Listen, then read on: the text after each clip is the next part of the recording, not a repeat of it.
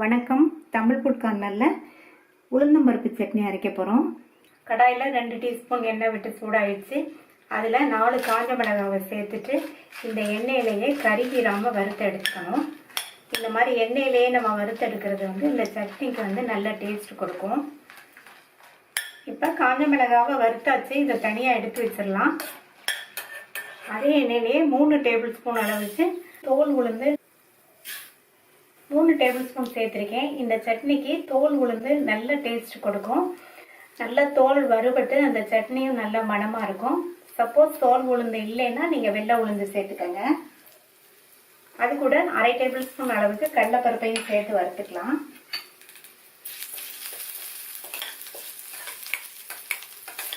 கருகிராமல் வறுத்துக்கணும். தோல் நீக்கப்படாத உளுந்தில் நல்ல சத்து இருக்கு. அதனால கூடுமான அளவு தோல் உளுந்து சேர்த்து இந்த சட்னி அரைங்க நல்லா இருக்கும். அது வறுபட்டு இருக்கும்போதே கொஞ்சமா கருவேப்பிலையும் சேர்த்து வறுத்துக்கலாம். பருப்பு கருகிடக்கூடாது, அது ரொம்ப முக்கியம். பருப்பு கருகிருச்சுன்னா சட்னியோட டேஸ்டே மாறிடும். இப்ப நல்லா ஒண்ணு போல வறுபட்டுச்சு பாருங்க. இப்ப இதையும் எடுத்து வச்சிடலாம். மறுபடியும் 1 டீஸ்பூன் எண்ணெய் சேர்த்து எண்ணெய் சூடானதும் அதில் 20-25 போல சின்ன வெங்காயத்தை சேர்த்துக்கலாம். இந்த வெங்காயத்தையும் நல்லா வதக்கணும். நல்லா வதக்கினாதான் நல்லா இருக்கும் சட்னி. கூடுமான அளவு சின்ன வெங்காயம் இருந்தால் இந்த உளுந்தம்பருப்பு சட்னிக்கு நல்ல டேஸ்ட் கிடைக்கும். சப்போஸ் இல்லைன்னா நீங்கள் 2 பெரிய வெங்காயம் சேர்த்து வதக்கிக்கோங்க. வெங்காயம் பாதி அளவுக்கு வதங்கியிருக்கு. இதில் ஒரு சின்ன நெல்லிக்காய் சேர்த்த அளவு புளியை சேர்த்து வதக்கிக்கலாம். இந்த மாதிரி பிச்சு பிச்சு சேர்த்துக்கங்க, நல்லா வதங்கிடும்.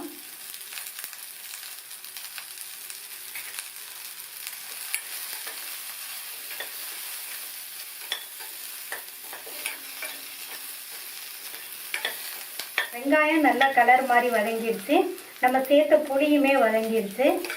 இந்த அளவுக்கு வதக்கிக்கங்க வெங்காயத்தை. நான் இதில் பூண்டு சேர்க்கலை, வெங்காயம் சேர்த்து தாளிக்க போகிறேன் கடைசியில். நீங்கள் விருப்பப்பட்டீங்கன்னா வெங்காயம் வதக்கும் போதே ஸ்டார்டிங்லேயே 3 பூண்டு சேர்த்து வதக்கிக்கங்க. இதையும் எடுத்து வச்சிடலாம். எல்லாமே நல்லா ஆறிடுச்சு. மிக்ஸி ஜாரில் சேர்த்துட்டு இதுக்கு தேவையான அளவு உப்பு, தேவையான அளவு தண்ணி சேர்த்து அரைச்சிக்கலாம். சட்னி அரைச்சாச்சு. நல்லா கமகமன் வாசனையோடு இருக்குது. இதை இந்த கிண்ணத்துக்கு மாற்றிட்டு தாளிப்பு போட்டுடலாம். தாளிப்பு போடுறதுக்கு 2 டீஸ்பூன் எண்ணெய் விட்டு சூடாயிடுச்சு. அதில் 1/2 டீஸ்பூன் கடுகு, 1/2 டீஸ்பூன் உளுந்து, கடுகு உளுந்து பொரிஞ்சிருச்சு. கருவேப்பிலை, இது கூட 2-3 பிஞ்ச் பெருங்காய பவுடர். பெருங்காய பவுடர் சேர்த்தோம்னா நல்லா கமகமன் வாசனையோடு இருக்கும் சட்னி. இந்த தாளிப்பை சட்னியில் சேர்த்துடலாம்.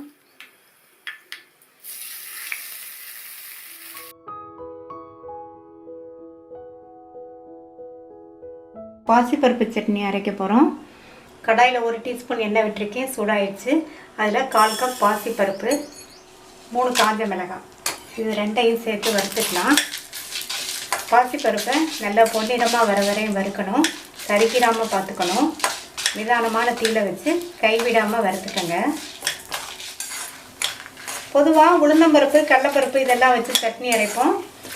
இந்த பாசிப்பருப்பில் சட்னி அரைக்கிறது உடம்புக்கு ரொம்ப நல்லது.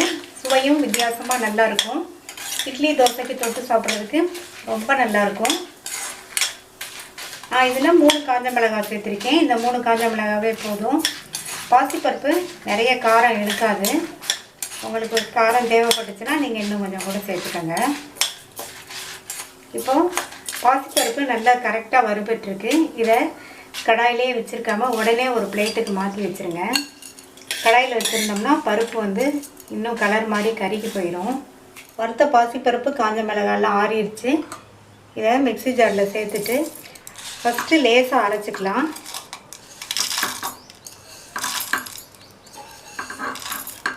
ஃபஸ்ட்டு இந்த மிளகாய் பருப்பெல்லாம் அரைப்படுற மாதிரி கொஞ்சம் நேரம் அரைச்சிட்டு அதுக்கப்புறமா தேங்காயெல்லாம் சேர்த்துக்கலாம். லேசாக அரைச்சாச்சு. நம்ம சேர்த்த காஞ்ச மிளகாய் பருப்பெல்லாம் இந்த லேசாக அரைப்பட்டுருச்சு. இது கூட 1/4 கப் தேங்காய் துண்டுகள், 2 பூண்டு, கொஞ்சமாக புளி கொஞ்சமாக சேர்த்துக்கங்க. இந்த புளியங்கொட்டை அளவு தான் இருக்கும். இந்த அளவு சேர்த்தா போதும். தேவையான அளவு உப்பு, தண்ணி சேர்த்து அரைச்சிட்டு வந்துடலாம். அரைச்சாச்சு. ரொம்ப நைஸாக அரைச்சிடாம இந்த மாதிரி லேஸ் கொரப்பாக அரைச்சிக்கங்க. அப்போ தான் இந்த சட்னி வந்து டேஸ்ட்டு நல்லாயிருக்கும். இப்போ இதை கிண்ணத்துக்கு மாற்றிட்டு தாளிப்பு போட்டுடலாம். தாளிப்பு போடுறதுக்கு 1 டீஸ்பூன் எண்ணெய் விட்டு அதில் கொஞ்சமாக கடுகு உளுந்து கருவேப்பிலை போட்டு தாளிச்சிருக்கேன். தாளிப்பை சட்னியில் சேர்த்துடலாம்.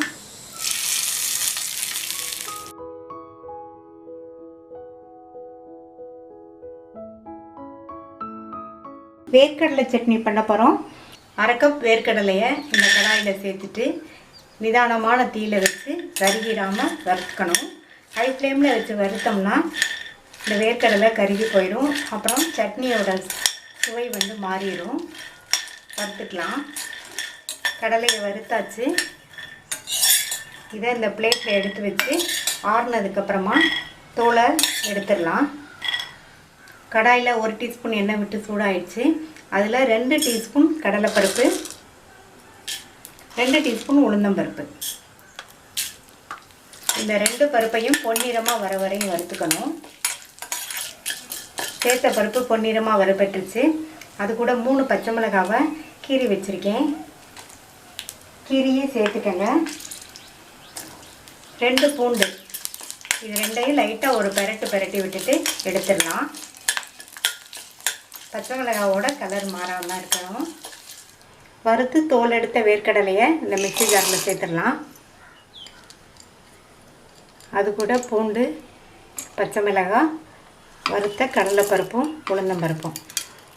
வேர்க்கடலையோட உளுந்தம்பருப்பையும் கடலைப்பருப்பையும் இந்த மாதிரி வறுத்து சேர்த்து சட்னி அரைச்சோம்னா அதனுடைய டேஸ்ட் வந்து நல்லா வாசனையாக ரொம்ப நல்லாயிருக்கும்.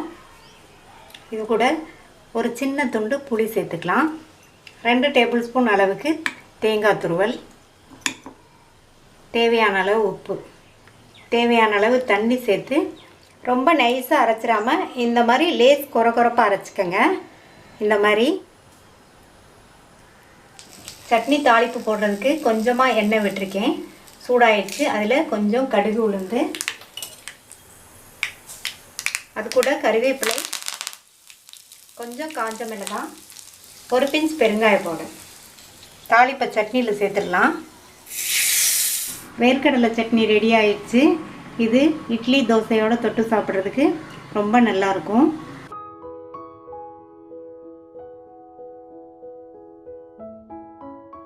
கடலைப்பருப்பு சேர்த்து கார சட்னி அரைக்க போகிறோம்.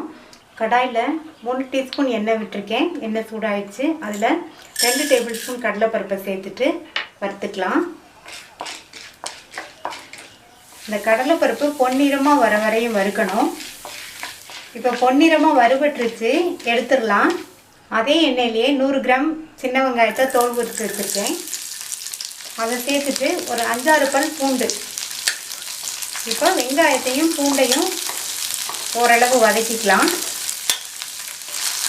வெங்காயமும் பூண்டும் ஓரளவு வதங்கிருக்கு. இந்த ஸ்டேஜில் கொஞ்சமாக கருவேப்பிலை சேர்த்துக்கலாம். கருவேப்பிலை சேர்த்தோம்னா சட்னி நல்லா வாசனையாக இருக்கும். அதுக்கப்புறமா 6 காஞ்ச மிளகாய் சேர்த்துருக்கேன். இதையும் சேர்த்து இது கூடயே வதக்கிக்கலாம். இதுக்கு 6 காஞ்ச மிளகாய் காரம் சரியாக இருக்கும். நீங்கள் வந்து உங்கள் காரத்துக்கு தகுந்தபடி சேர்த்துக்கோங்க. எல்லாம் நல்லா வதக்கியாச்சு. இதை எடுத்துடலாம். அதே கடாயிலேயே ஒரு பெரிய தக்காளியை கட் பண்ணி வச்சுருக்கேன். அதை சேர்த்துட்டு நல்லா வதக்கிக்கலாம். தக்காளி வதங்கிட்டு இருக்கும்போது ஒரு சின்ன துண்டு புளி மட்டும் சேர்த்துக்கோங்க. புளி வந்து இந்த அளவு சேர்த்தா போதும். தக்காளியும் புளியும் வதங்கிடுச்சு. இதையும் எடுத்து வச்சிடலாம். எல்லாமே நல்லா ஆறிடுச்சு. ஃபஸ்ட்டு கடலைப்பருப்பையும் காஞ்ச மிளகாவையும் சேர்த்து 4 சுற்று சுற்றிட்டு அதுக்கப்புறம் மீதி உள்ளதை அரைக்கணும். இதை அரைச்சிட்டு வந்துடலாம். இது கூட மீதி உள்ளதையும் சேர்த்துடலாம். தேவையான அளவு உப்பு சேர்த்து கொஞ்சமாக தண்ணி சேர்த்து அரைச்சிக்கலாம். சட்னி அரைச்சாச்சு. கிண்ணத்துக்கு மாற்றிட்டு தாளிப்பு போட்டுடலாம். 1 ஸ்பூன் எண்ணெய் விட்டு சூடாயிடுச்சு. அதில் கடுகு, கருவேப்பிலை, 1 பிஞ்ச் பெருங்காய பவுடர். தாளிப்பு இதில் சேர்த்துடலாம். இட்லி தோசைக்கு பொருத்தமான சுவையான கார சட்னி ரெடி ஆயிடுச்சு. நீங்களும் ட்ரை பண்ணி பார்த்துட்டு லைக், ஷேர் அண்ட் கமெண்ட் பண்ணுங்கள். தமிழ் ஃபுட் கார்னர் சேனலுக்கு சப்ஸ்கிரைப் பண்ணுங்கள். தேங்க்யூ.